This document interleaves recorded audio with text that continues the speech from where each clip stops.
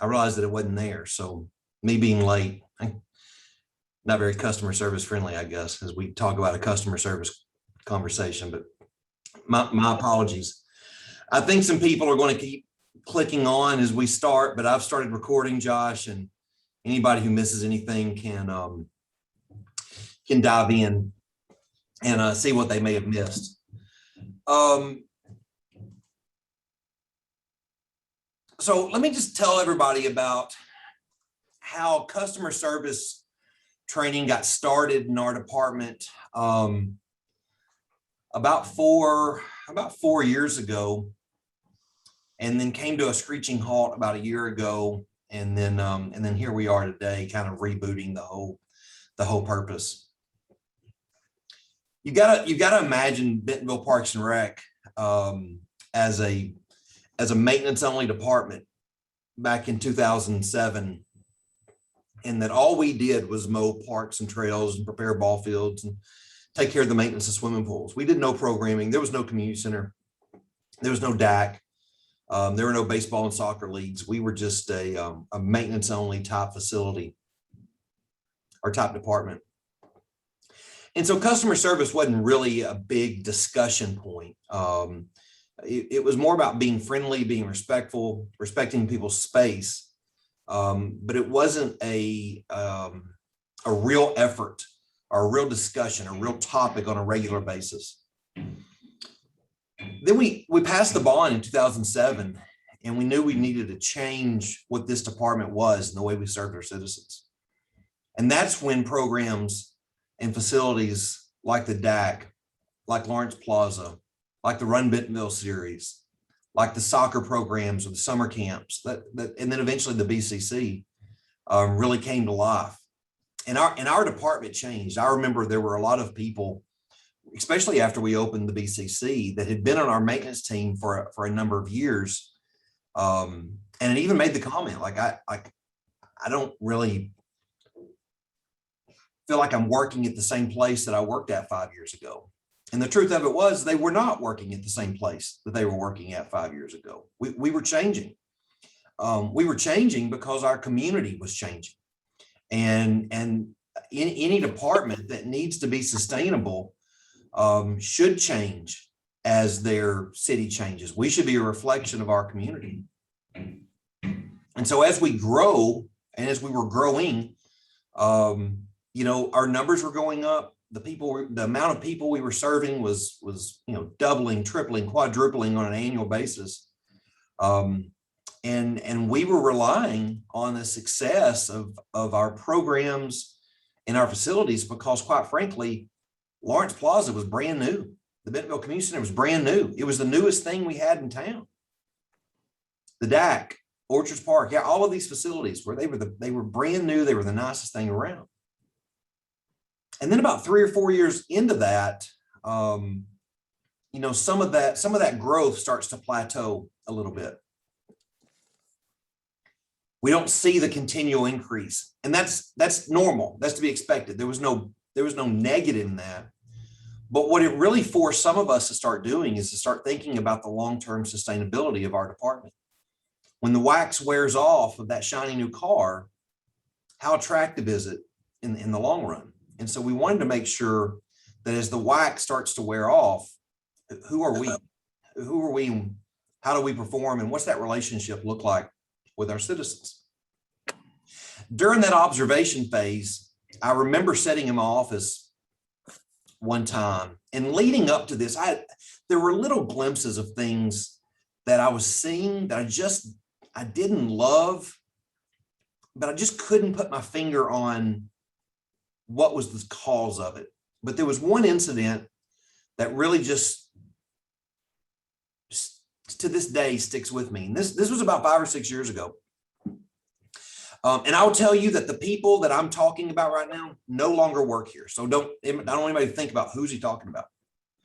I was sitting in my office one day at the DAC, and I heard a staff member who was working the front desk come back to the assistant in the back and say, "Hey, this person's asking this question." And the assistant said, "Well, go ask them this." So the front desk recreation worker goes back to the customer on the front and ask them a question. They get the answer, and then they come to the back of the house again. They go back to the assistant and they say, here's their answer.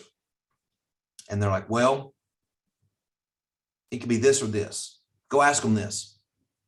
So the person goes back out to the front desk and they ask them that question and they get an answer. And they came back to the back and they're like, well, go talk to this person. So the front desk assistant goes to a recreation programmer and they tell them the question that somebody's asking. And you know what the recreation staff member did? They gave them a question to go to the front desk and ask the person, all while they're sitting in their chair at their desk. And the person's up front answering questions from the front desk worker over and over and over. And I sit here and I listen to this happen over the course of about 5 minutes.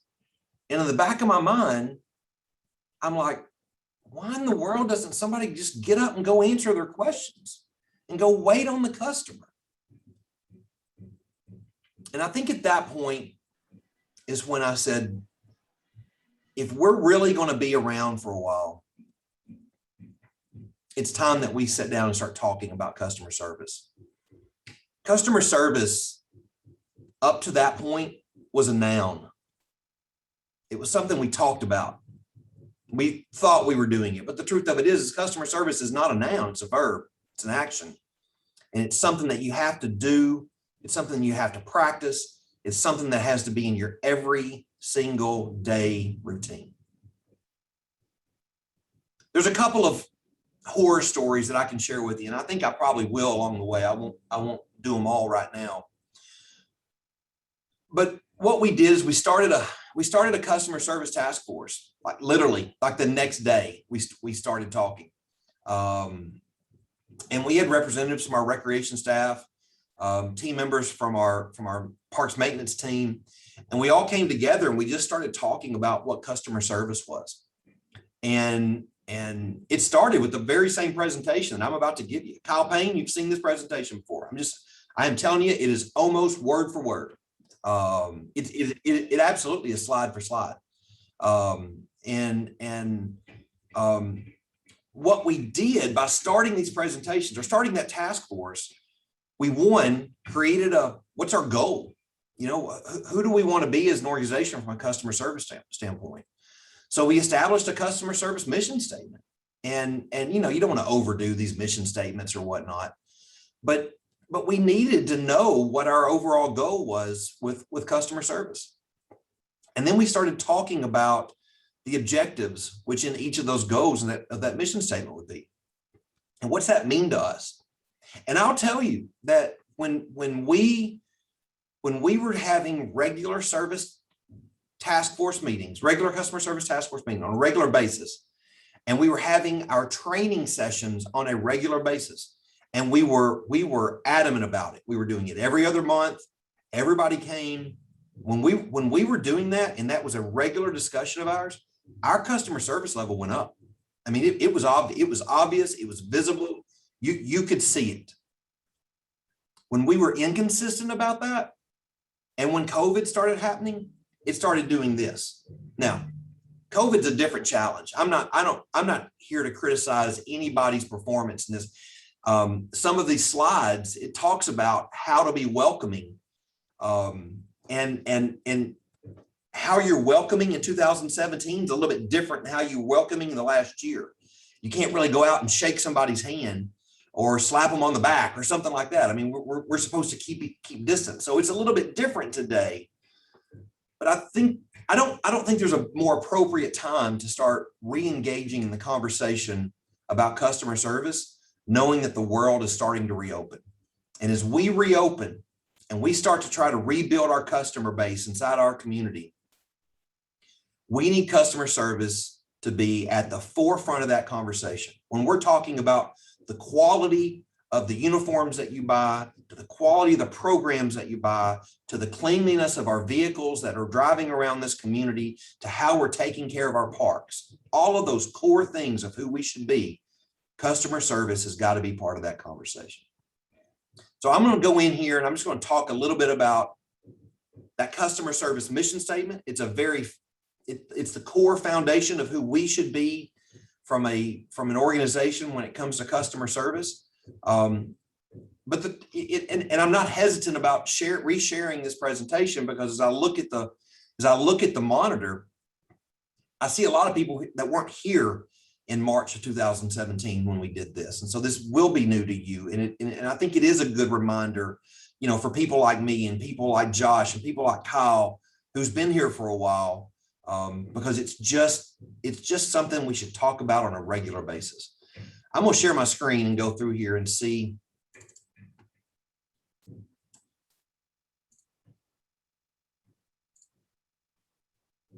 See how this goes, and we'll answer any questions as we go or at the end. And then Josh and Scott, if you guys think I'm missing something, or if you stumble on something that's just pure genius and you need to share it, feel free to interrupt at any point.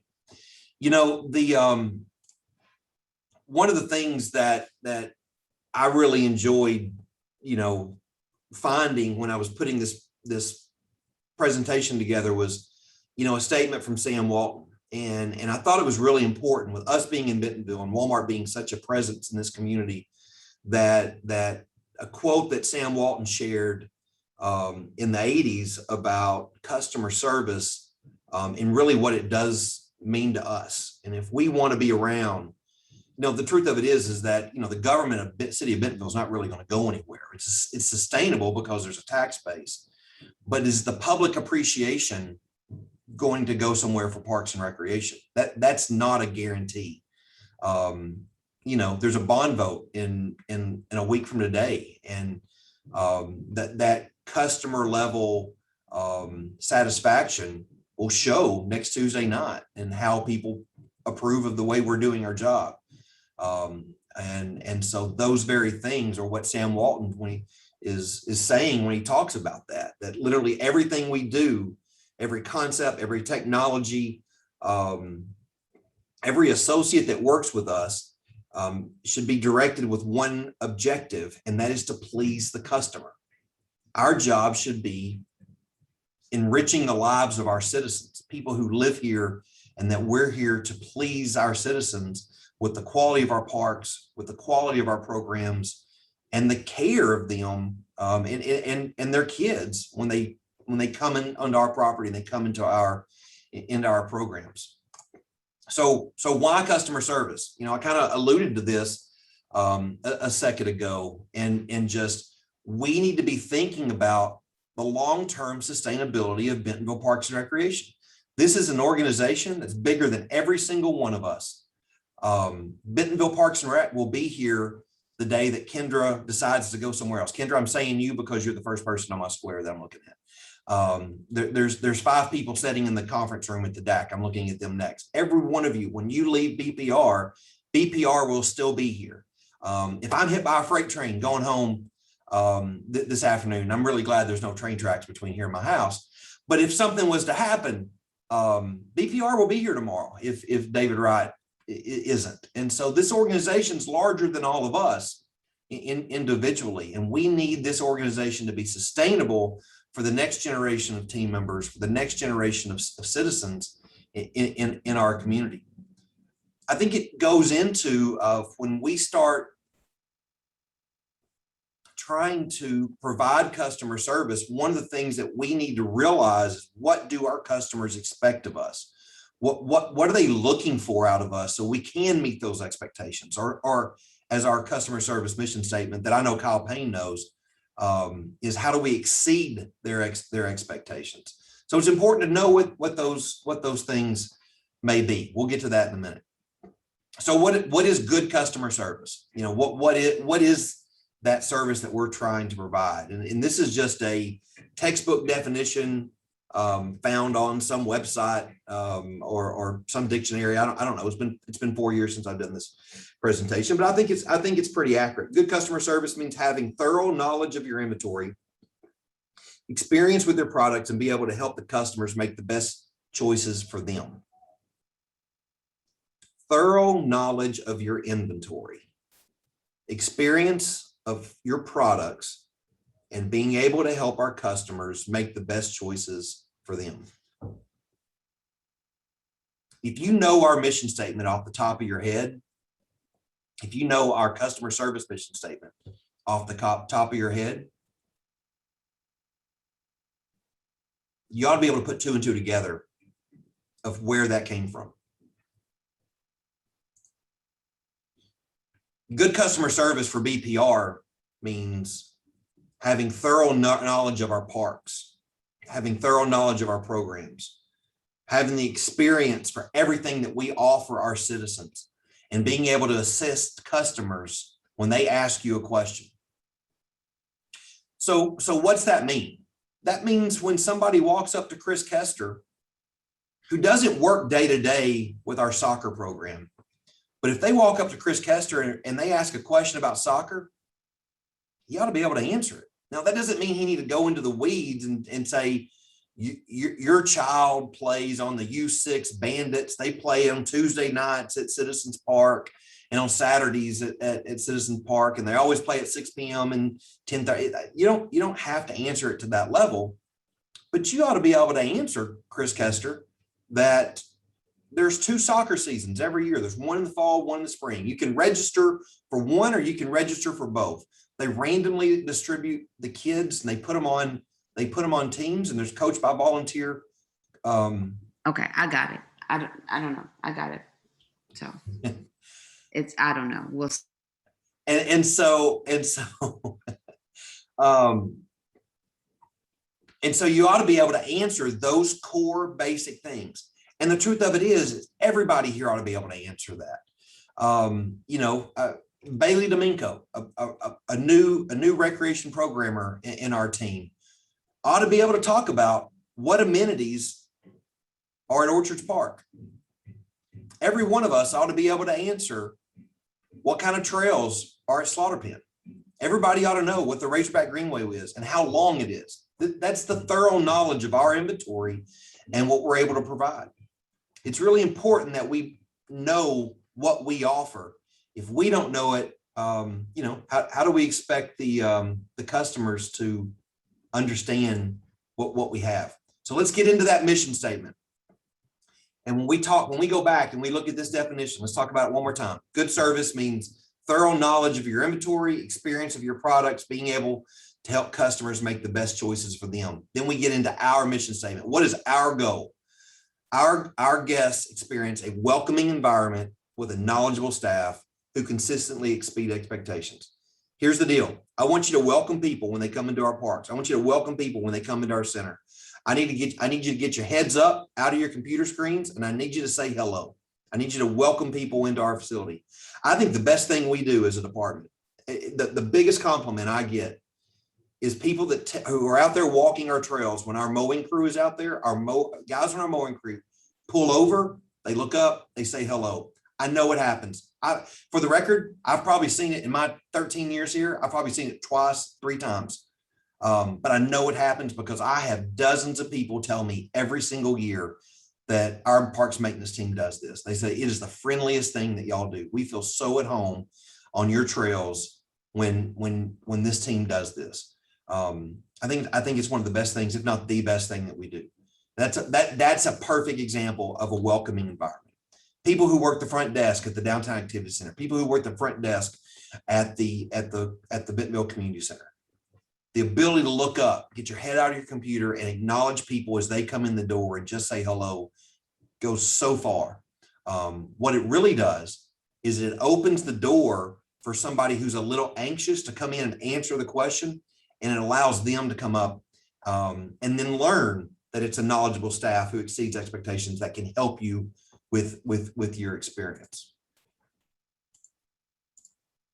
So those 3 things are in there: that welcoming environment, that knowledgeable staff, exceeding expectations. I want to dive a little bit further into that. And I think I've answered some of what is that welcoming environment, but let's go into that just a little bit further. Saying hello to people when they come to the door. Acknowledge people in our buildings. Don't walk around with your head down. Listen, if you are If you're an introverted person, you've got to bust through that shell and be able to say hello to people when they're inside our building. You need to be able to speak with some enthusiasm. If I'm gonna use Kyle as an example because I see you on my monitor and I know he's nothing like this at all. But if Kyle Payne's walking around with his head down in a monotone voice and he's boring and dull, who wants to talk to him? Kyle's not like that. Kyle's nothing like that. People are attracted to Kyle because he speaks with enthusiasm. He's fun to visit with. He acknowledges people when you come to the door. And that's the type of role model that we should look at when you talk about customer service, because he's doing every single one of these. A lot of people here are doing those things, but those are the things you've got to be cognizant of when you're visiting with people inside our facilities. You know, you make that first impression. That first impression isn't just about the individual and you saying hello. That's a big part of it. The first impression really as you walk into the Bentonville Community Center or as you walk into Orchards Park has nothing to do with people at all. It has to do with the cleanliness outside the building. Can you imagine the impression you get at Memorial Park if you walk inside the ballpark and there's litter everywhere? It doesn't matter if a person welcomes you or not. Your opinion's already made up about who we are. So that first impression is really important for us. We talk about, you know, trash cans. One of the things that we fought when I got here, 13 years ago is our crews in downtown would walk up to a trash can. They're like, oh, it's only halfway full. I'm not going to empty this trash can today. I don't care if there's one piece of trash in there, empty the trash bag and put a new bag in there. Because it's that first impression of our city that we don't want trash spilling out of the trash cans in our park. That first impression, we do not have a second chance to get it back. And so we've got to make sure that we get that part right. That front desk or that lobby area has to be clean and free of clutter. Josh and I had a conversation. I'll just be really honest. I struggled the last 2 weeks at the Downtown Activity Center. I struggled with the fact that we were not running the cleat giveaway every single day, but yet we left our stanchions up and didn't put our furniture back out. I thought it was lazy and not very customer service friendly. I would have appreciated us to go the extra mile, and that when we were done with the cleat giveaway, even for just 3 days, that we put our furniture back out and we make the place look welcoming and inviting all the time. Somebody who came in we may not have a second chance to make a first impression on those individuals. When we talk about engaging and building relationships with a customer, this is one that should probably have a couple asterisks beside it, because we talk about being available and no closed doors. But in the COVID world, this time a year ago, we told everybody to come to work and close their doors and do Zoom meetings. So Chris may be on one side of this building and I'm over here, and we're via Zoom. The world's a little bit different right now. But when you're on Zoom calls, one of the things they talk to you about customer service is that you should turn your video on, that you shouldn't be behind a black screen and have somebody talking to a name. You should be able to, somebody should see your face and have a relationship or have that connection with somebody when you're visiting with them in a call like this. We still encourage you to go to the front of house. If somebody is in the front of the building and they have a question, and that front desk recreation worker comes back and they ask you a question about your program or your facility, don't send them back with the answer. Walk out there and talk to them yourself. There's sneeze guards, there's protection. Even in COVID, you can still do this and have that welcoming environment, and you be the subject matter expert. So that person feels that they are important enough that the person who knows what's going on or knows about that project or knows about that program can come out and actually answer their questions or listen to their concerns. Respond to things in a timely manner. This is something that I'm having a huge struggle with right now. As I walk in this morning, I had 120 unread emails, and that's not good. That's not healthy. I've got to start getting emails into the hands of the right person, so we're responding quicker than what we're doing. 24 hours, we try to have this policy of like, hey, if somebody calls you on Monday at 5 o'clock, make sure by Tuesday at 5 o'clock you call them back. The truth of it is that's really too long. I'm not going to walk around and time anybody or hold a stopwatch when your phone rings. That's not the way we want to operate. But it's really important that you get back to people and answer questions that they have. I think listening is probably the biggest thing we could do from a customer service standpoint, is listen to people's concerns.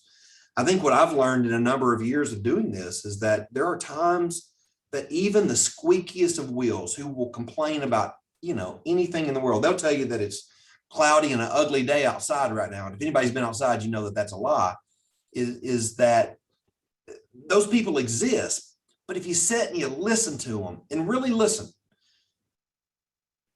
in the third paragraph or the third minute or the 30th minute, whoever that may be you're talking to, there is a point that they're trying to make that will finally come out, and it will be a really good idea. I'll give you an example. A couple years ago at a ward meeting at the community center, I had a fellow that come up to me after I had talked to him about our great soccer program and how many people participated in it, and just the success that Josh and Chris have had with that program over the years. And he came up and he said, "Yeah, we don't play soccer anymore." And I'm like, "Really? Well, like, why?" And he says, "It's just too hard for me to get to the games during the week." He's like, "I work at the Walmart home office. I live by the community center." He goes, "I drive by the Citizens Park fields twice, and I can't get my kid back over to Memorial Park in time for the soccer match to begin." And so we sat there and we talked about it. He's like, "If my kid could play at Citizens Park, I could get home and get him there." And so we started talking, Chris. I don't know if you remember this. This is when we were like, well, wait a second, maybe we could do this. Maybe we could split these programs up from the kids U7 or U8 and younger, and we can say we're going to have a Memorial Park program and a Citizens Park program. The program's certainly large enough. There's 20, 25 teams in those age groups. What's it hurt to have a 12 and 12 or even a 15 and 10 type breakdown? That's a customer service fix to what was a problem out there that we didn't even know existed. It's amazing what can happen if you listen to what people say. And then those customer surveys are an opportunity for people to really tell you their input. If you're not doing a program eval at the end of every single program, you're not doing your job. And we shouldn't stop at the end of our recreation programs. Any maintenance project that we do, any capital improvement project we do, we should sit down at the end of those and have a 20-minute COE. Do it on Zoom. Have a 20-minute conversation of what went well, what didn't go well, what can we do better in the future. Part of that conversation should be, how did we affect the citizens during that project? If we cut down a tree, a dead tree inside a park, and we had to close part of a trail for a 4-hour time frame on a Tuesday afternoon, well, how did the project go, and how did we impact the citizens?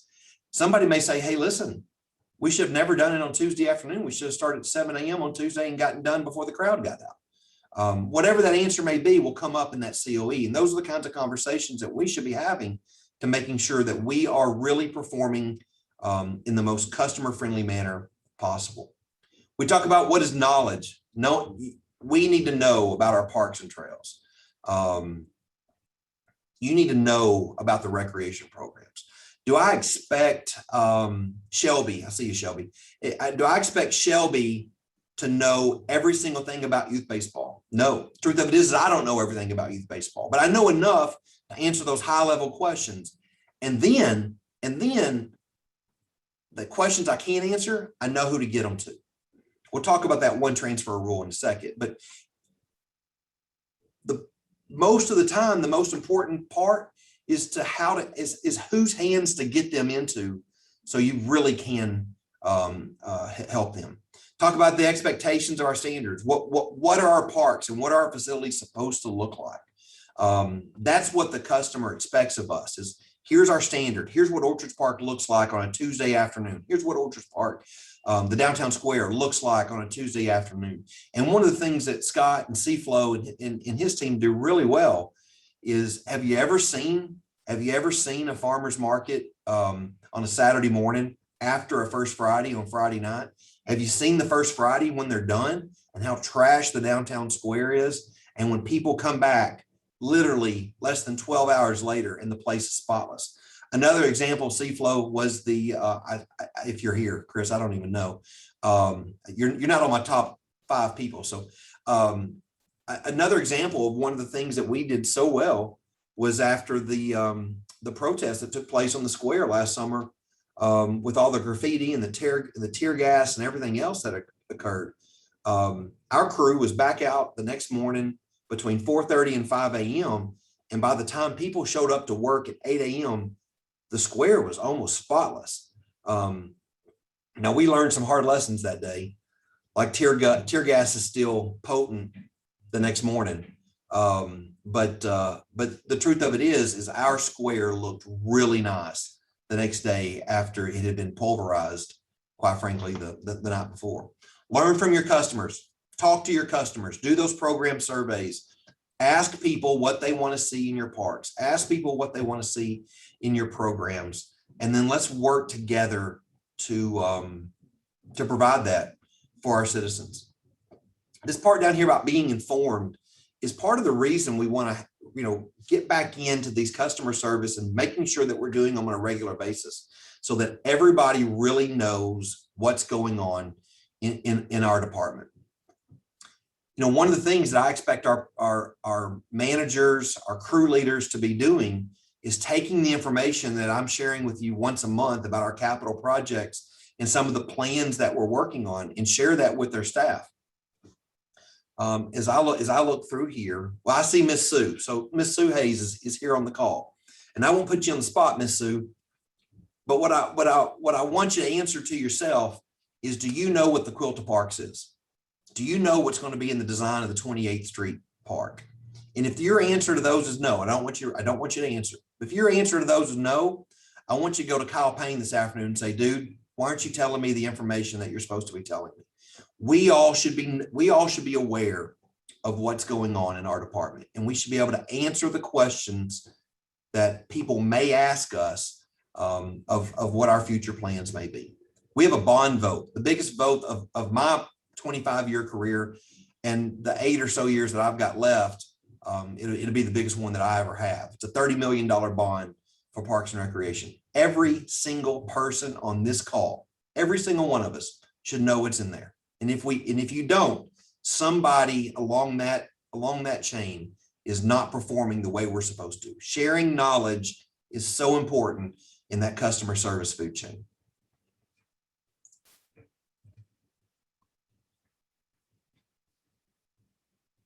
I think the most important part of this is external customer service starts with internal customer service.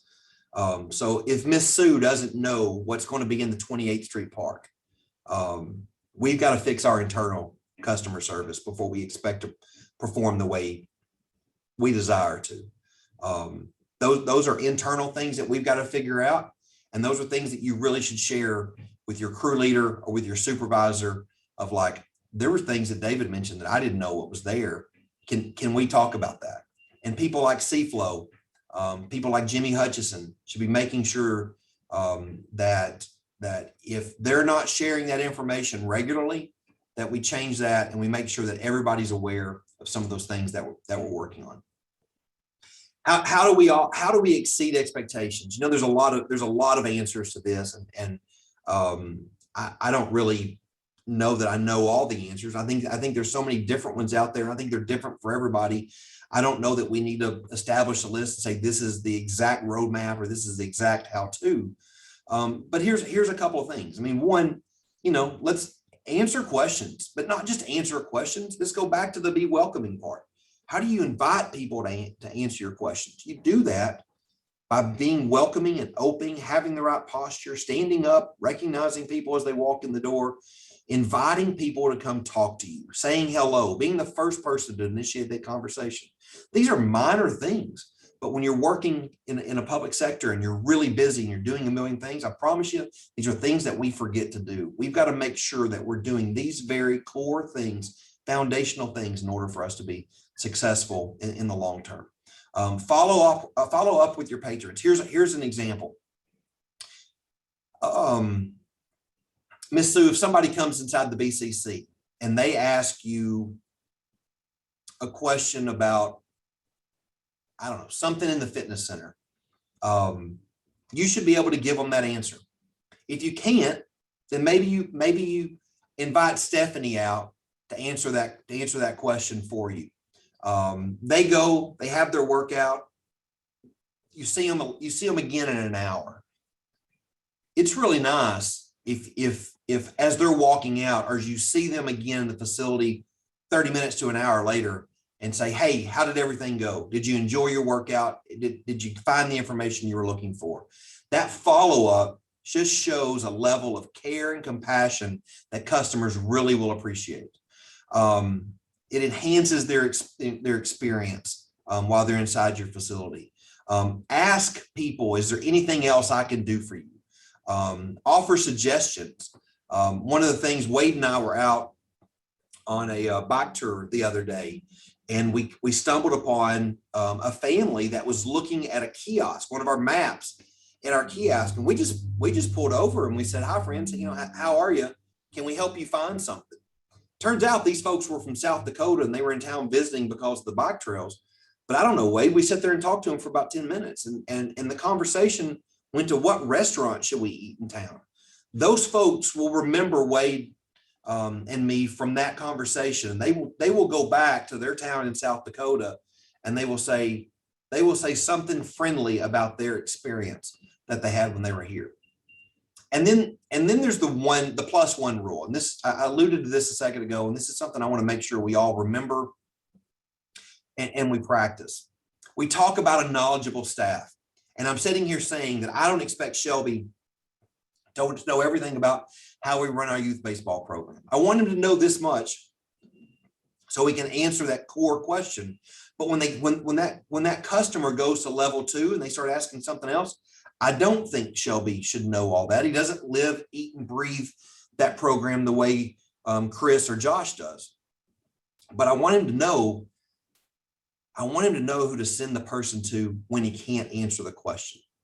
Everybody in here has one chance. We have one chance to pass somebody along to another person.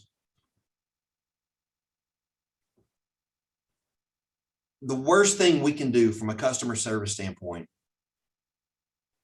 is send somebody along and we bounce them around. Let's go back to that example of that person at the front desk that day asking a couple of questions about a youth sports program.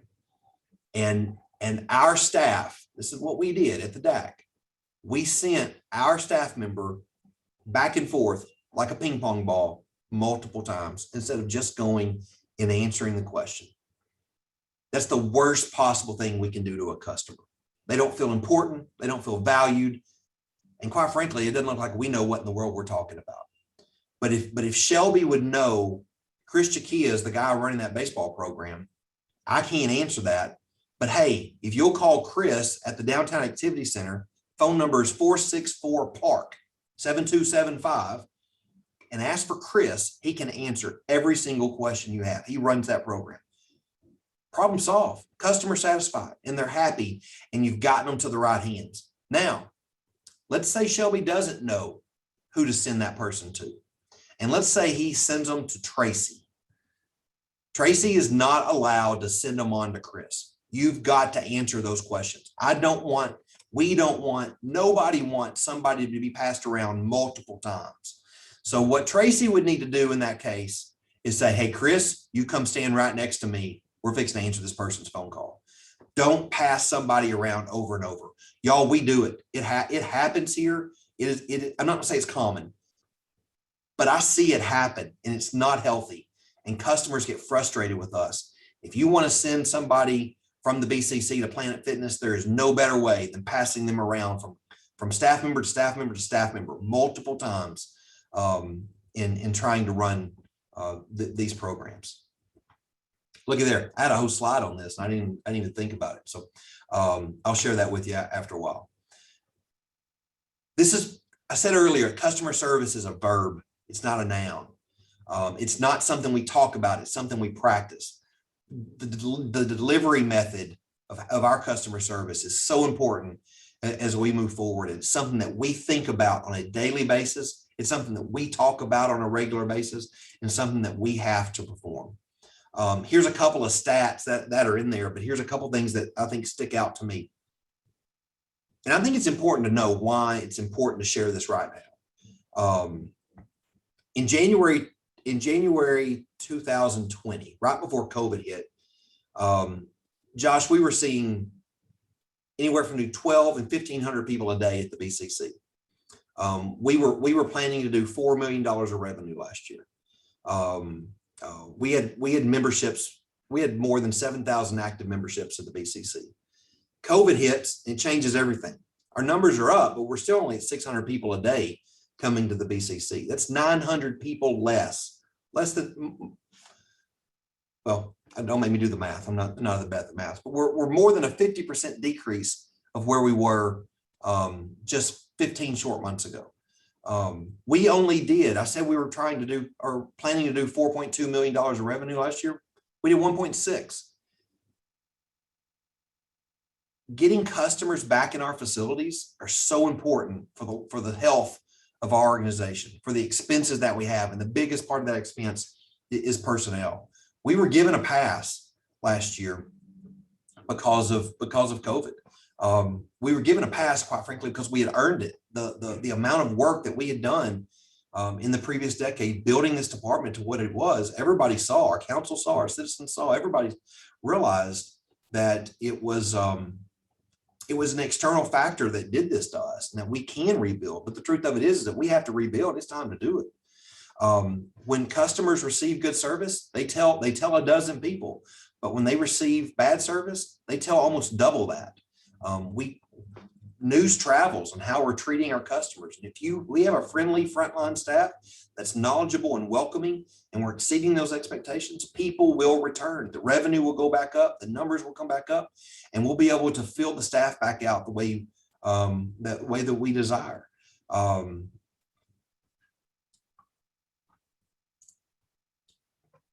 Again, I think I've touched on all of these. I won't go back to recap a lot of things, but I cannot tell you the importance of people at the front desk just looking up and saying hello, having some enthusiasm, having the right tone of your voice during that conversation is really important for you as you're talking to your customers.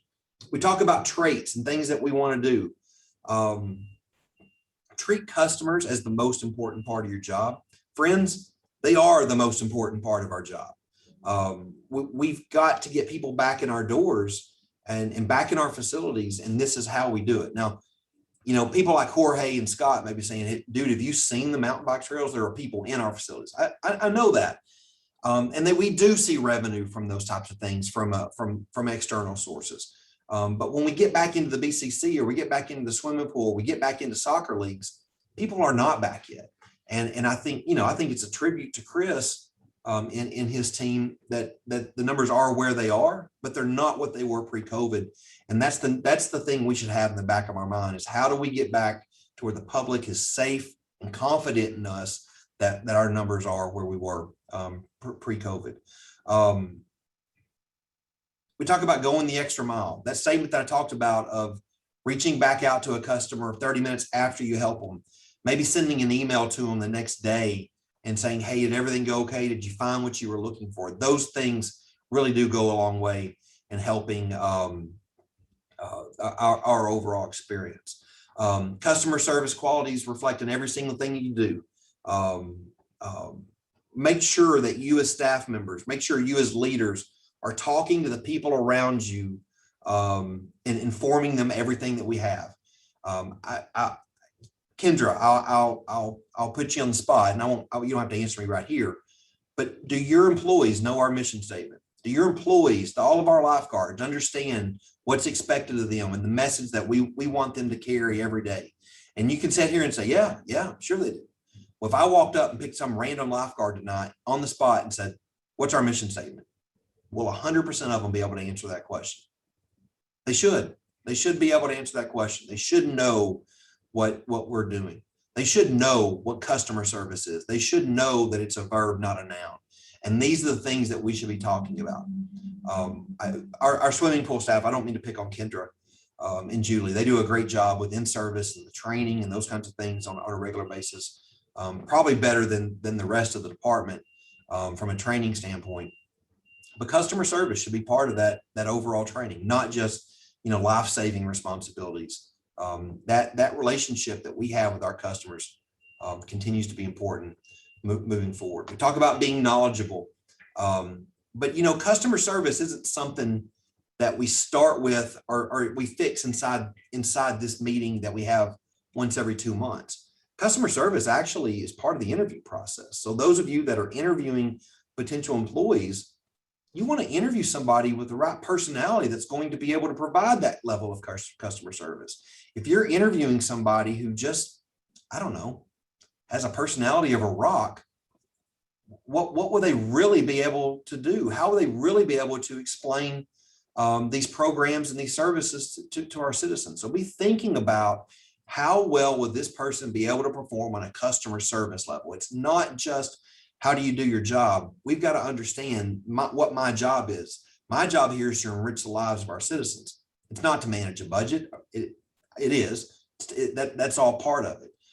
Establishing capital projects and working with council members, all that's part of it. But at the end of the day, every one of us on this call, our job is enriching lives of our citizens. Customer service is a big part of that. What's in this for me? Why do I need to do this? I think the biggest part of this is, that higher income thing that always grabs everybody's attention. Now, I don't want to make any promises that I can't keep. So I want to be clear in what I'm saying and what I'm not saying here. Practicing customer service doesn't mean that you're about to get a 10% raise. That is, I want to be clear. That is not what I'm saying. Here's what I am saying. The people who practice this on a regular basis, it is proven fact. Those people make more money than the ones who don't. When your bosses, when your supervisors, when your managers watch your daily performance, and this isn't something that you do in one day, this is something you do over a matter of years. When we go the extra mile to provide service for our citizens, your supervisor sees that. Your supervisor sees that. And they reward you for those things.